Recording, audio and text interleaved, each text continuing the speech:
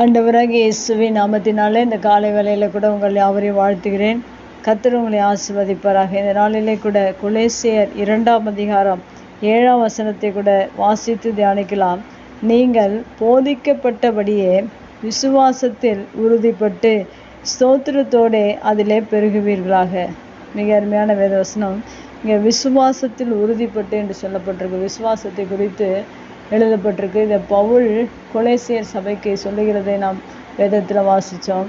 மெய்யாகவே நாம் விசுவாசத்தில் உறுதிப்பட வேண்டும் என்று ஆண்டவர் விரும்புகிறவராக இருக்கிறார். பவுலும் இதை தான் கொலோசியர் சபைக்கு சொல்லியிருக்கிறார். கொலோசியர் சபை விசுவாசிகள் எல்லாம் விசுவாசத்தில் மிகவும் பெருகியிருந்ததை குறித்து அவர் மிகுந்த சந்தோஷம் அடைந்திருக்கிறார். அந்த விசுவாசத்தில் மிகவும் உறுதிப்படும்படியாக சபைக்கு அவர் சொல்லியிருக்கிறதை நான் பார்க்கிறேன். இந்த கடைசி நாட்களில் கூட விசுவாசத்தை காண்பேனோ என்று வேதத்தில் எழுதப்பட்டிருக்கிறது. நாம் விசுவாசத்தில் ஒவ்வொரு நாளும் பெருகிறவர்களாக, வளருகிறவர்களாக, உறுதிப்படுகிறவர்களாக இருக்க வேண்டும் என்று ஆண்டவர் விரும்புகிறார். ஆதியிலே ஆண்டவர் ஆபிரகாமிடத்தில் விசுவாசத்தை அதிகமாக இருக்கிறது என்று அவர் கண்டு விசுவாசத்தில் அவர் தகப்பனாய் அவர் விளங்கினார் என்று வேதத்தில் எழுதப்பட்டிருக்கிறது.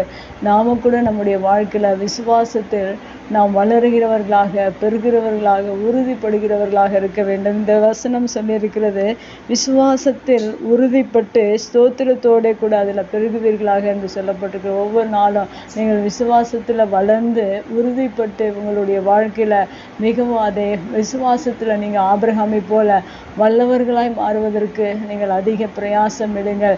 ஏனென்றால் இந்த கடைசி நாட்களில் கூட விசுவாசம் மிகவும் முக்கியமான ஒரு ஆயுதமாகும். விசுவாசம் மாத்திரம் நம்முடைய வாழ்க்கையில் இருக்கும் என்றால் நாம் எல்லாவற்றையும் ஜெயிக்க முடியும் என்பதை வேதத்தில் நாம் வாசிக்கிறோம்.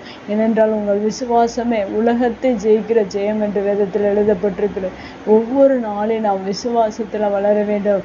அநேக காரியங்களை, அநேக அறிவுகளை வளர்த்து கொள்கிறார்கள். இந்த பூமியில் உலகத்தின் ஞானத்தை வளர்த்து கொள்கிறார்கள். ஆனால் நம் வேதத்தை வாசிக்கிற கர்த்தருடைய பிள்ளைகள் ஒவ்வொருவரும் விசுவாசத்தில் வளர்கிறவர்களாக இருக்க வேண்டும். விசுவாசத்தில் உறுதிப்படுகிறவர்களாக இருக்க வேண்டும். அதற்கு மிகவும் முன்மாதிரியான மனிதன் ஆபிரகாமை நாம் எடுத்துக்கொள்ள வேண்டும். அவருடைய வாழ்க்கையில் எல்லா சூழ்நிலையிலும் அவர் விசுவாசத்தை விட்டு விலகாதபடி அதில் உறுதியாக இருந்து அதை பற்றி கொண்டு அவர் விசுவாசத்தில் வல்லவராக, தகப்பனாக அவர் நமக்கு முன்மாதிரியாக இருக்கிறார். பவுல் கூட அவருடைய வாழ்க்கையில் அவர் அநேக விசுவாசத்தை குறித்து இந்த அப்போஸ்தலனாகிய பவுல் அநேக புத்தகங்களில் எழுதப்பட்டிருக்கிறதை நான் பார்க்கிறேன். இந்த கொலோசியர் புத்தகத்தில் கூட அநேக இடத்துல விசுவாசத்தை குறித்து சொல்லப்பட்டிருக்கிறது. இந்த 2ஆம் அதிகாரத்தில் கூட 5ஆம் வசனத்தில் அந்த கொலோசியர் சபைக்கு அவர் சொல்லும்போது, உங்கள் ஒழுங்கையும் கிறிஸ்துவின் மேலுள்ள உங்கள் விசுவாசத்தையும் உறுதியும் பார்த்து சந்தோஷப்படுகிறேன் என்று பவுல் சொல்லுகிறது நாம் வாசிக்கிறோம். அதுபோல் நம்முடைய வாழ்க்கையில் இந்த நாட்களில் வாழ்கிற நாம் கிறிஸ்துவ பிள்ளைகளாகி ஒவ்வொருவரும் விசுவாசத்தில் இருக்கிற நம்முடைய அளவு மிகவும் ஒவ்வொரு நாளிலும் பெருக வேண்டும். அதில் உறுதிப்பட வேண்டும். விசுவாசத்தில் ஒழுங்காக இருக்க வேண்டும். அப்படியாக பவுல் விரும்புகிறது போல நாம கூட நம்முடைய வாழ்க்கையில் விசுவாசத்தில் உறுதிப்பட்டு நாம் தேவனுக்கு மகிழ்ச்சியுள்ள பிள்ளைகளாக நாம் வாழ்ந்து காட்டுவது மிக அவசியமாக இருக்கு. தொடர்ந்து விசுவாசத்தில் உறுதிப்படுவோம். கர்த்தர் நம்மை ஆசீர்வதிப்பார். கண்களை மூடி ஜெபிக்கலாம். எங்கள் அன்பு தகப்பனே, இந்த அருமையான வார்த்தைக்காக நன்றி செலுத்துகிறோம்.